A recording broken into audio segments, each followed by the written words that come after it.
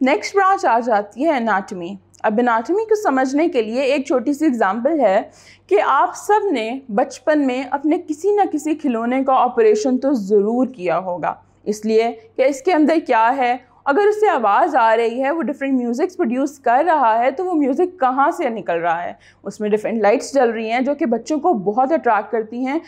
तो उसको भी पता करने के लिए कि वो लाइट्स क्यों जल रही हैं, बच्चे अक्सर अपने खिलौनों के ऑपरेशन कर देते हैं। अब यही एग्ज़ाम्पल अगर हम लिविंग बीइंग्स की तरफ ले जाएं, तो लिविंग बीइंग्स के अंदर भी डिफरेंट ऑर्गन्स होते हैं, ऑर्गन सिस्टम्स होते हैं जो डिफरेंट काम कर रहे होते हैं। जैसे कि हम सांस लेते हैं तो अपने लंग्स के थ्रू लेते हैं, जब हम खाना खाते हैं तो हमारे स्टमक में जा रहा होता है।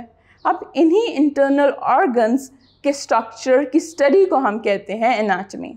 The branch of biology that deals with these internal structures is called anatomy.